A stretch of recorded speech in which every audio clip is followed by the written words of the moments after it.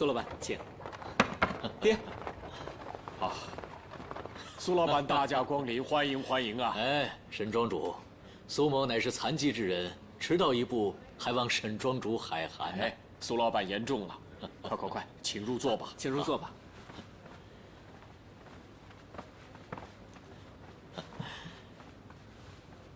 沈庄主，你对苏某双腿残疾之事感到有些意外，过往之事实在不足为外人道啊。沈某只是感于啊，苏老板虽然不良于行，但却头脑金光，成就非凡，更胜过健步如飞之人啊。苏某年轻之时，曾遭仇家迫害，走投无路之时跌落山崖，幸好大难不死，捡回一命。苏某为了治这个腿疾，远赴关外寻找良药，虽说腿没治好，却意外找到致富之道啊！苏老板慷慨豪迈，沈某佩服啊！伯奇，这次为太后打造寿礼一事，多亏了苏老板慷慨解囊，帮我们万宝斋渡过了难关，大恩不敢言谢，仅仅以此聊表心意罢了。哎，沈庄主，这区区小事何足挂齿？若是沈庄主再以以礼相赠的话，那就是您瞧不起苏某了。再说，我与令郎伯奇一见如故，此身又膝下无子，早就将伯奇视如己出了。这只是我举手之劳，沈庄主，您呀，真的不必放在心上。爹，其实这次事情得以顺利完成，还得感谢一个人，那就是苏老板的义女柳絮姑娘。哦，爹，孩儿与柳姑娘心心相印，情投意合，这次也全靠柳姑娘才会让苏老板答应出面相助的。还请爹成全我和柳姑娘吧。哎，伯奇啊，你这么说就不对了。徐儿自幼知书达理，与你之交也是止乎于理。他既然都知道你有家室了，心高气傲如他，又岂会破坏别人的姻缘呢？可是苏老板，爹，闭嘴！起来，苏老板，我敬你。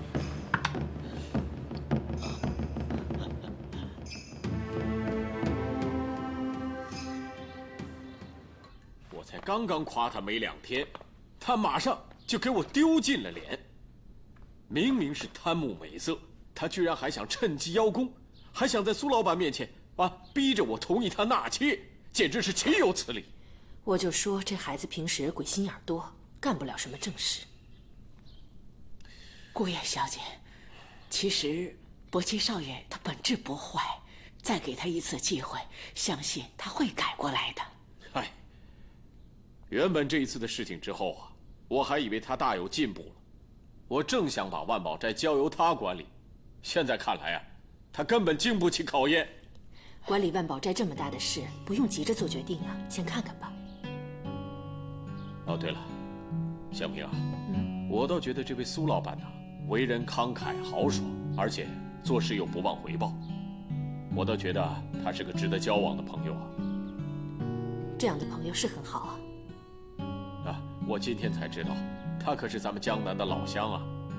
他还说了，他已经很久没有尝过地道的江南菜了。哎，我正想把他请到家里来，尝一尝郭嬷嬷的手艺，你觉得如何呀？当然好啊，嬷嬷可是我们沈家庄之宝，她做的苏杭本帮菜，在京城一带，我相信很难有人能出其右。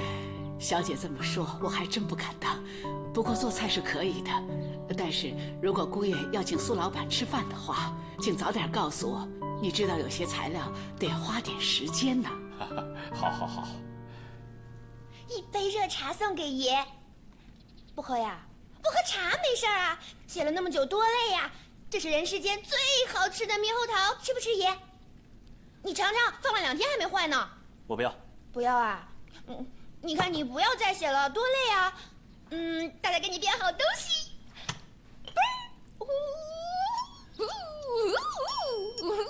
大大，没什么事，你先出去。哇，爷不想玩这个，也想。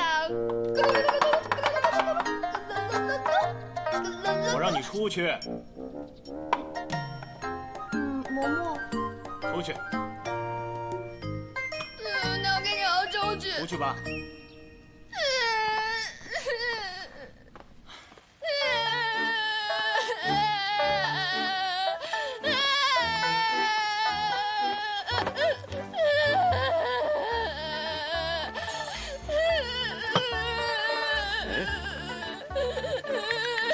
大大，怎么一个人在这里坐着，不进去伺候着大少爷呢？老爷，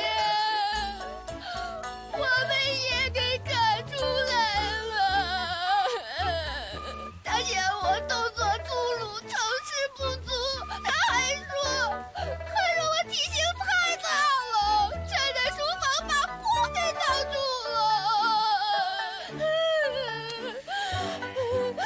他最近老嫌弃我了，以前也最爱我了，他从来都不舍得说我的，我没法活了。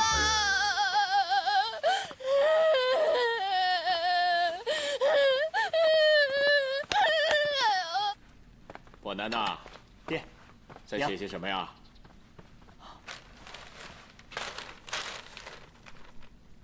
哎，伯南，这不就是你当年你考秀才时候写的文章吗？伯南刚才看了一些最近的文献，发现当年提的一些问题都已得到妥善的解决，只不过看到现在来说，又出现一些新的问题。伯南不知道该向谁请教。哎，对了，爹，王世伯现在在哪儿？伯南记得当年他对这些问题都有一些独特的见解。老爷，您慢点。夫人，爹，走吧。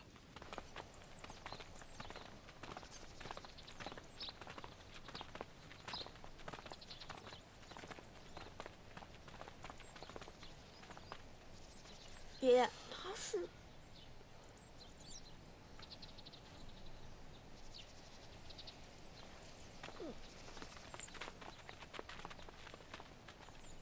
请问这位姑娘是？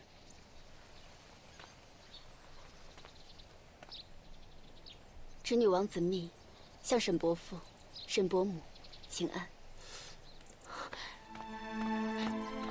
你真的是子密？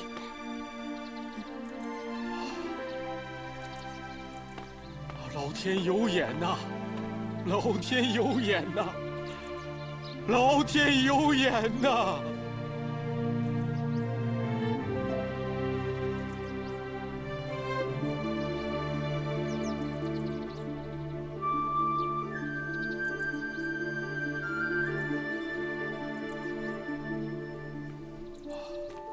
蜜儿，今后你可有安身之处啊？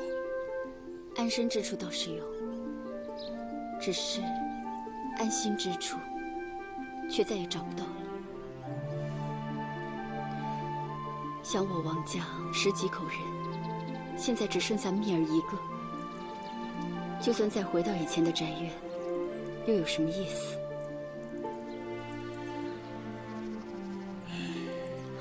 沈伯伯，真对不起，让你跟着蜜儿一起这么难过。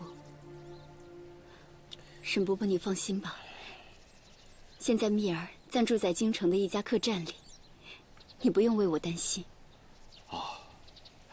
那今后你有什么打算吗？蜜儿现在唯一的打算，就是找到凶手，替爹娘报仇。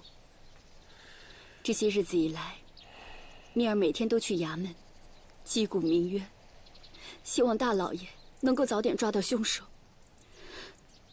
可恨的是，衙门的人总是推三阻四，迟迟不能破案。其实啊，也不能怪他们。或许这个凶手早就已经不在京城之内，他们的行踪诡秘，所以这件事情要办起来也不是那么的容易啊。又或许，那个凶手是京城的大人物，家财万贯，早早就已经买通好官府，所以才会这样一直逍遥法外。你说的也不无道理。但如果真的是这样的话，你还是这样贸然求官，很可能反而会招来杀身之祸呀。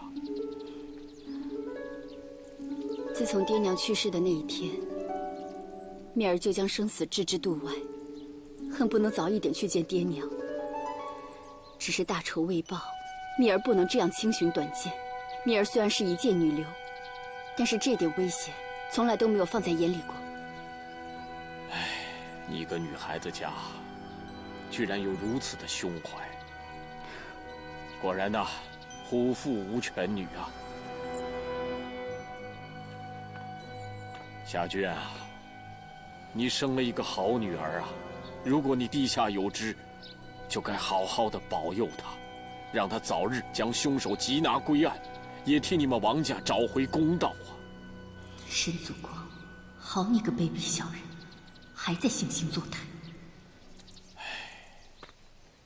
蜜儿，你一个姑娘家在客栈里住着，总是不太方便。要不，沈王两家本有婚约，可是伯南已经娶了豆豆，他和豆豆感情那么好，如果把子密接回家住，恐怕不太方便。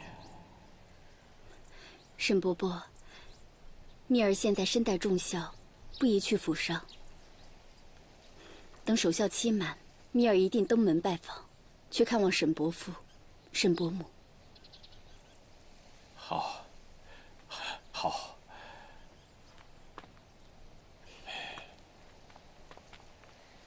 一个人在外需要用钱的地方很多，这些钱你先拿着，以后遇到什么困难，尽管来沈家庄找伯父伯母。沈伯母，这钱我不能要。蜜儿，你就别跟伯母客气了。沈伯伯和令尊是多年的好友，照顾他的遗孤是义不容辞的。听伯母的话，拿着。沈伯母，您的心意蜜儿心领了，只是蜜儿不能接受。虽然王家家道中落，但是爹爹的教诲，蜜儿永远都不敢忘。绝不能靠别人的施舍过活。你怎么能这么说呢？沈伯伯和令尊亲如兄弟，沈伯伯就是你的长辈，长辈给晚辈一些用度，怎么能叫施舍呢？再说了，你求官府追查凶手，少不了要上下打点，这些都是需要钱的。不给钱，他们怎么可能为你出力呢？你就当做是为了找到凶手，早点为你爹娘报仇，也要把这钱收下。谢谢沈伯母，谢谢沈伯父。蜜儿，快不必多礼了，日后有什么需要尽管开口，不要跟我们客气。我们还有重要的事情要办，我们先离开了。我会的，你们慢走。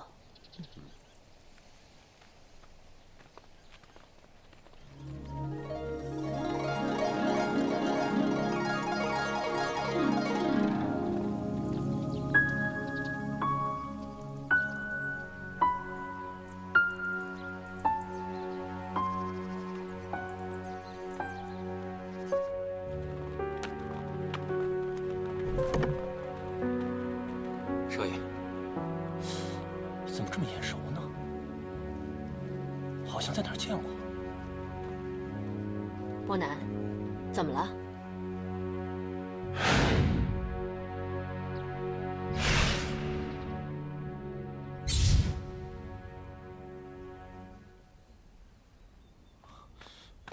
伯南，你去哪儿？伯南，伯南，爹！伯南，大少爷！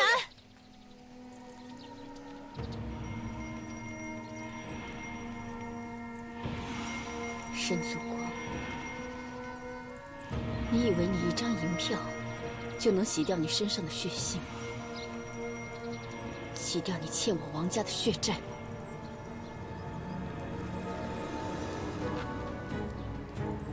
爹，娘，你们再等等，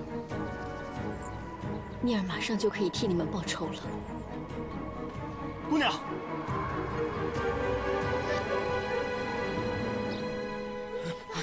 爷，哎，大大，沈伯南，多谢姑娘救命之恩。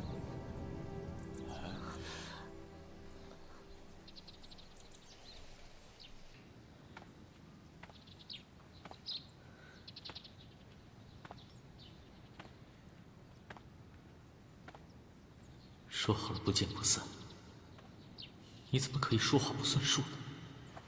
你知不知道我很担心你，子密？哎呀，扔了扔了，全都扔了啊！这些垃圾啊，一件都不许留啊！可是这些都是大少爷最喜欢的东西啊，怎么现在就变成垃圾了呢？你看这个纸鸢，还有这把木剑，还有这只大蛐蛐，都是大少爷费了好大的劲儿找来的。叫你扔你就扔了吧，这是伯南少爷特别关照的，不许这些垃圾污染他的房间。嬷嬷，要不然我们先把这些东西放到别的房间里，万一哪天大少爷想起来又要玩呢？你怎么那么啰嗦呀？叫你扔你就扔了呗。哎呀，郭嬷嬷，哎，伯刚少爷，这是怎么了？好端端的，把我大哥的玩具全给扔了。那是你大哥的意思。我大哥的意思？哎，你还不知道吧？你大哥已经康复了，跟正常人一样啦。你说，我大哥恢复正常了？啊、真的？哎，你没骗我吧，郭嬷嬷？这是真的。行了行了，真的。别晃了，你把我这老骨头给晃散了。哎呦，太好了太好了，我去找他。哎，你大哥现在跟老爷夫人去祭拜王将军去了。哎，我知道了，郭嬷嬷。哎呀，我先走了。好了好了，大大，哎，赶紧把客房准备一下，然后让紫蜜姑娘早点休息。是。蜜儿，需要什么东西尽管开口，别客气，这里就是你的家。谢谢伯母，只是我实在不宜在府上叨扰，要不我还是搬回客栈去住吧。那怎么行？莫说令尊和沈家的关系，就是看在你是伯南救命恩人的份上，我们都不能让你在外头吃苦，你就安心住下吧。伯母，其实蜜儿，你再推脱的话，就是看不起我们沈家庄。伯母，您千万别这么说，子密遵命就是了。大哥，大哥，大哥，大哥，大哥，让我好好看看你。你真的好了吗，大哥？子密啊，子密，你好糊涂。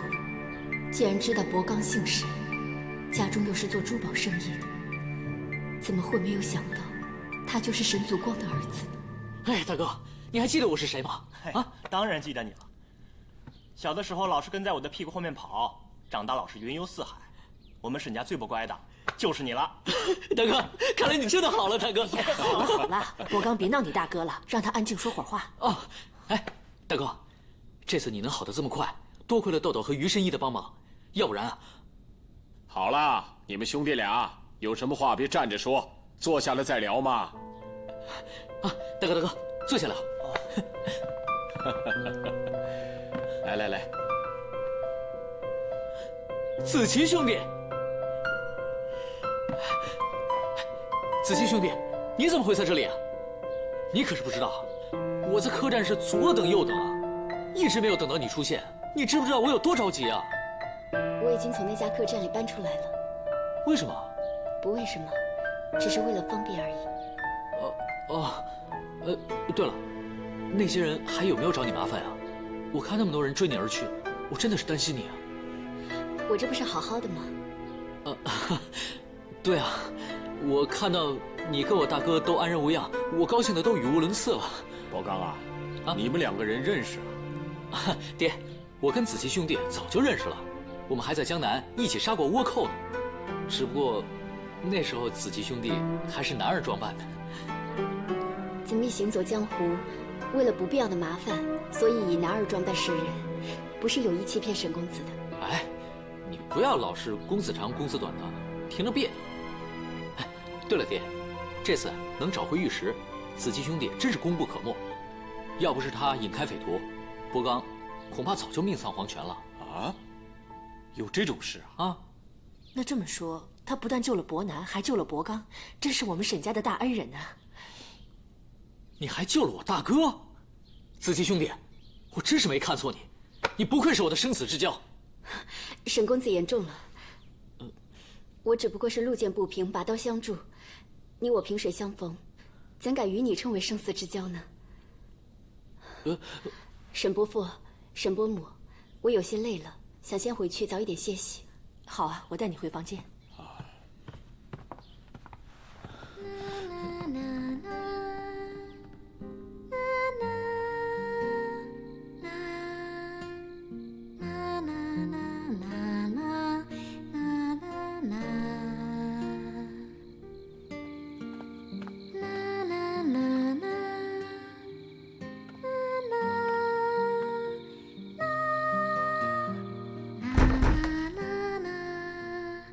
子琪，你睡了吗？我有话对你说，你出来一下吧。我已经睡下了，有什么事的话，明天再说吧。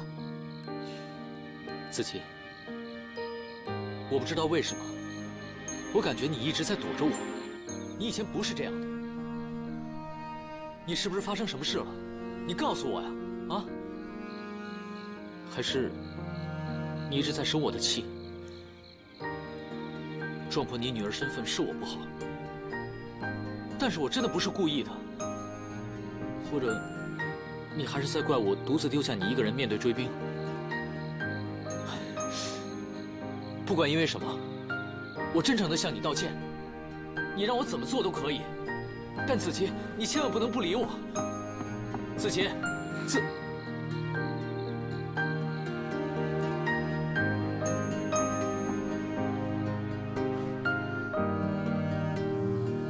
我要怎么告诉你，你爹是害死我全家的凶手？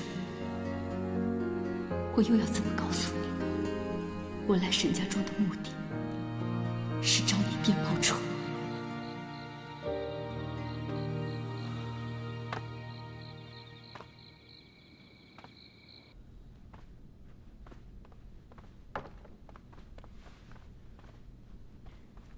老爷，你有心事啊？还不就是为了子密的事吗？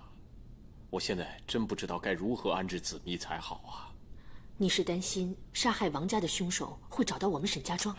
怎么会呢？如果真有凶手要对子密不利，我又怎么可能坐视不理呀？我现在担心的是子密和伯南的关系。你也知道，这子密是伯南未过门的妻子，当初我们就误以为他已经死了，所以才让伯南娶了豆豆为妻。现在啊，他子密安然无恙，伯南他的病也都痊愈了。这下子啊，我真不知道该如何是好了。这有什么好为难的？子密和伯南早有婚约，我们要信守这个诺言，让他早日和伯南成亲才对。那豆豆呢？老爷，您难道忘了吗？官府早已经判决了，豆豆和伯南和离，他们不再是夫妻了。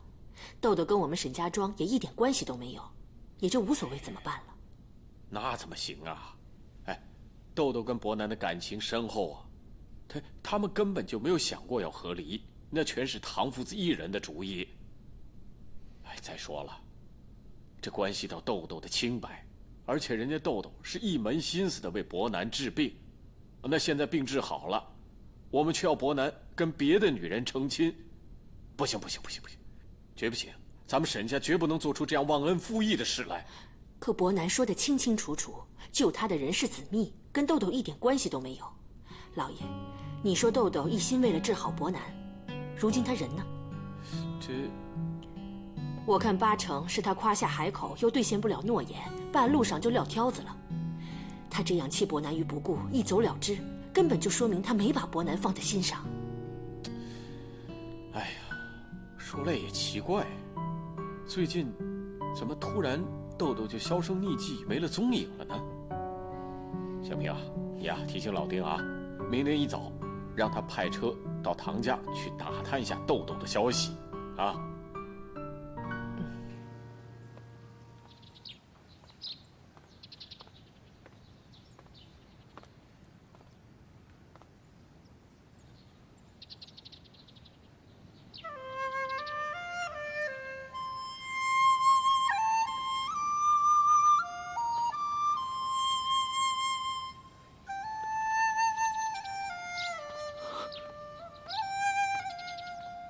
紫薇姑娘，沈公子有事找我。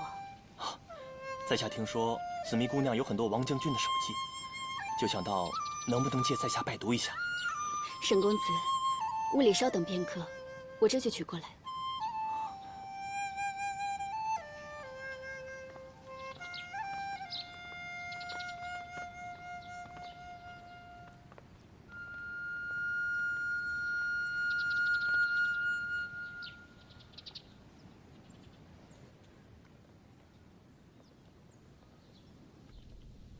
解除海禁，开埠通商。紫薇姑娘，令尊的这篇平倭大计实在是真知灼见，分析得当，令人获益匪浅。只不过这个解除海禁，开埠通商，在下实在不敢苟同啊。你也认为这条太过于急功近利了，是吗？解除倭患，毕竟不是一朝一夕的事。贸然解除海禁，开设通商口岸，倭寇有利可乘，反而会更加猖狂。想不到紫薇姑娘和在下不谋而合。其实这其中的道理，我爹怎么会不知？只是这平倭大计，无论是对主和派还是主战派来讲，都无利可图。所以我爹一直被两方孤立，没有办法。我爹只能出此下策，开埠通商，给两派的官员一些捞钱的机会，这样，他们才可以支持我爹。想不到这关乎社稷大业之事，也被他们加以利用。紫薇姑娘，那后来令尊的这个大计实施了没有？我爹还没来得及实施报复，他就……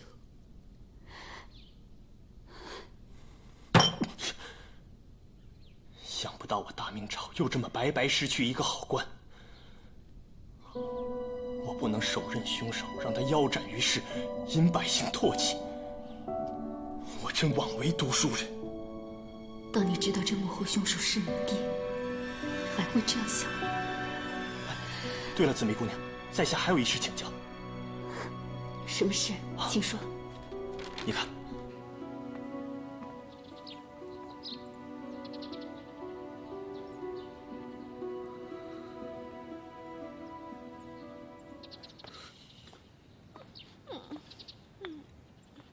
大大，你这在干什么？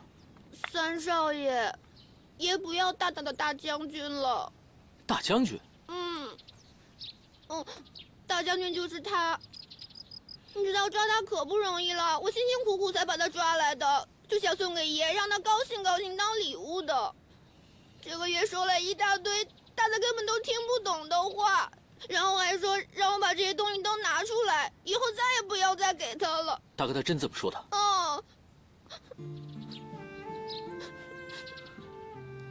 看来大哥病好了，整个人的性情也都变了。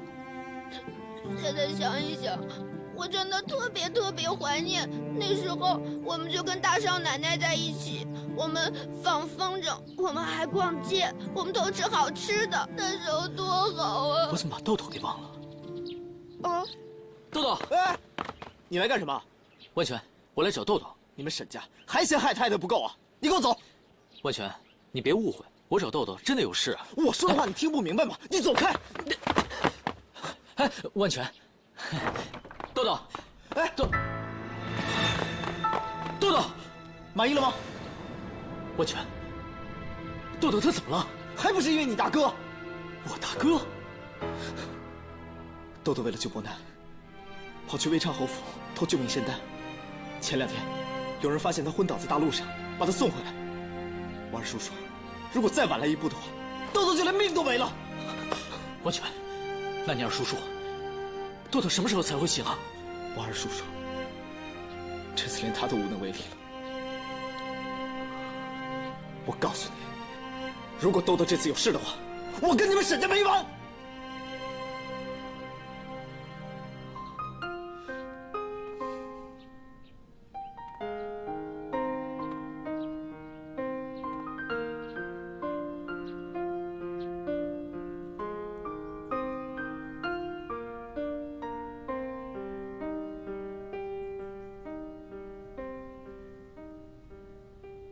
王姑娘最近如何呀？不关你的事。可见沈家待你不薄啊！少废话。我现在已经取得沈家人的信任，接下来该怎么做？快说。王姑娘，何必这么心急呢？你若存心消遣我，恕不奉陪。我早已经安排好，就怕你不肯。就算要我以性命相换，我也在所不惜。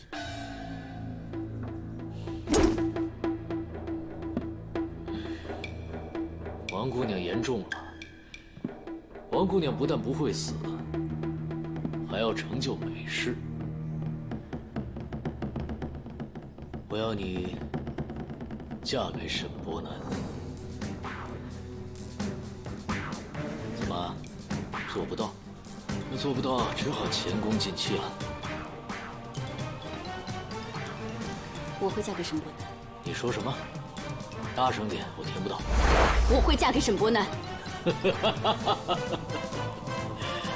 记着，你跟沈伯南的喜事必须在江南老宅举行。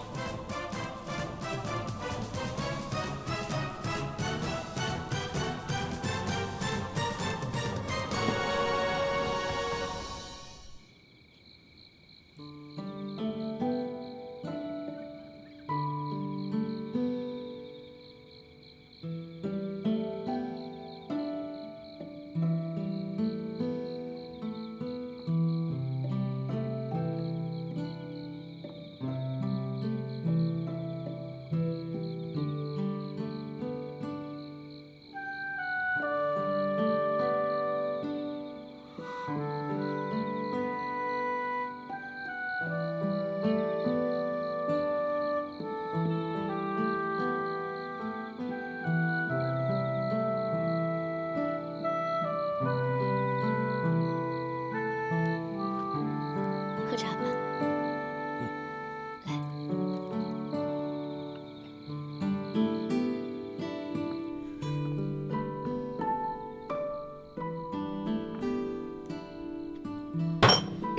伯刚，娘，你要干什么去？我去找子期兄弟。他已经不是你的子期兄弟了，他是子密，他是你大哥未过门的妻子。我就是要问问大哥，他到底是认豆豆还是认子期兄弟？站住！你大哥和子密，他们两个自小就有婚约，成亲是迟早的事。而唐豆豆和我们沈家庄已经没有关系了，这一点你要给我记住。如今你大哥身体已经康复，是时候和子密好好培养感情了。没事，不要去打扰他们两个。这是你们一厢情愿，我就不相信大哥对豆豆没有感情。娘，你知不知道？住口！伯刚，我刚才说的话你都当耳旁风了。我说唐豆豆和我们沈家庄没有任何的关系，不要再在我面前提这个名字。爹，你也是这么想的吗？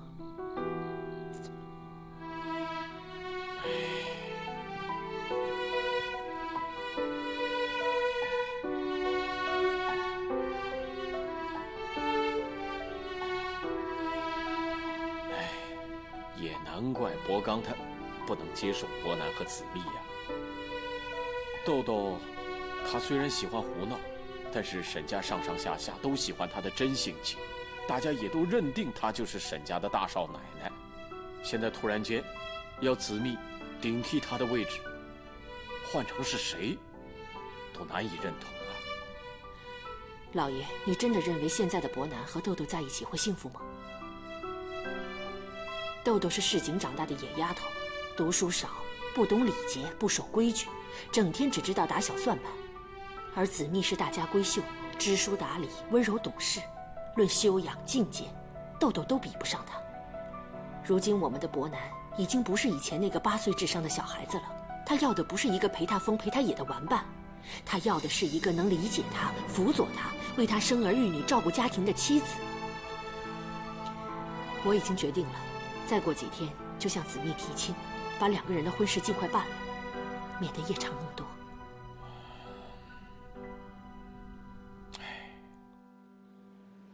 子密啊，你坐到我身边来。你们也坐下吧。好。爹，大伙儿都在啊。爹，有什么事你让贵叔通知我一声不就好了？干嘛非要我跑一趟？万宝斋还好多事情等着我去处理呢。伯奇啊，你先坐下吧。我今天要说的就是万宝斋的事。伯母，我还是先离开一会儿吧。不用了，子密，你又不是外人，听听也无妨。今天把你们大家都找来，就是有件事要告诉你们。眼下万宝斋因为进献皇太后的寿礼而受到朝廷的封赏，可说是名利双收，富贵满门。但是这其中的波涛起伏，又有多少人能够知道？光是一块玉石，差点把我们万宝斋逼到了绝境，而且还险些让我失去一个儿子。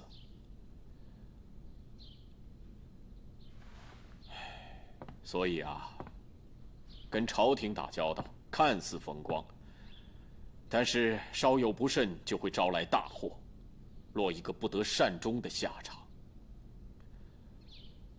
所以经过这件事之后，我已经感到身心俱疲，我只想早一点回到江南老宅去，和你们的娘过上几年快乐悠哉的生活。那爹，万宝斋怎么办？这就是我今天把你们大家找来的目的。既然你大哥的病已经完全康复了，我打算把万宝斋交给他来管理。伯奇、伯刚，你们可得帮帮大哥，知道了吧？爹，大哥他从来没有当过家，您是不是应该再考虑考虑？我已经考虑得很清楚了。其实啊，我早就已经有隐退之意，只是我一直苦无接班的人罢了。你大哥的病已经好了，也算了却了我心头的一桩心事了。可恶，爹完全没有把我放在眼里。从今往后，你们三个兄弟一定要齐心协力的管理好万宝斋。爹，恕伯南不能从命。伯南无意接管万宝斋，请爹另觅人选。伯南，你这是为何啊？伯南记得曾经答应过爷爷，有朝一日一定要考取功名，出乡入仕，重振我们沈家光辉。伯南，你还记得你爷爷曾经跟你说过的话？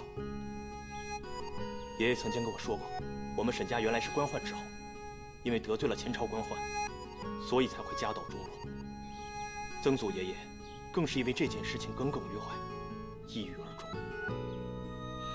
不错，当年你曾爷爷在世的时候，我的年纪还小，我只隐约的记得，他终日长吁短叹，很少跟我们这些晚辈打交道。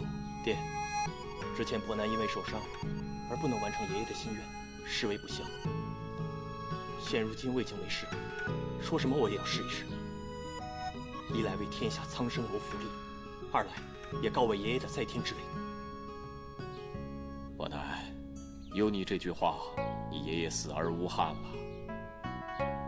只是你已经荒废了这么久，你办得到吗？有志者事竟成。现如今我大明士农工商，商人排在最后，甚至不如工匠和农夫。我作为沈家的长子嫡孙，说什么也要担起光宗耀祖这个责任。爹，大哥说的太好了，人各有志，您就别为难他了吧。爹，伯刚从小自由惯了，咱们万宝斋的工作，我实在做不来。你们一个要入仕，一个要自由，那将来万宝斋的生意谁来打理啊？爹，我倒觉得，伯奇在万宝斋主事已经有段时间了，万宝斋能有今天，可以说他功不可没。我觉得可以让伯奇试一试。爹，还是一定不会让您失望的。我还有什么办法呢？老爷，这件事您先别急着做决定，我还有事情要跟你商量。什么事啊？伯南不是要专心读书吗？咱们不如将他和子密的婚事先办了，这样他就能专心认真读书了，我也能和你安心回江南了。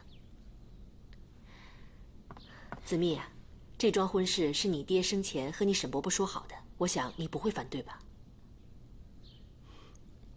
子密听从伯母安排。老爷，你听到没有？子密她答应了。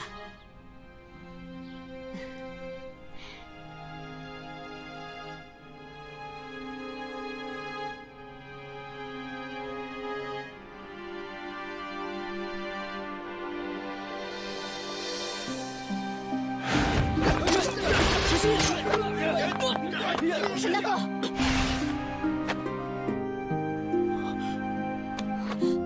你无耻！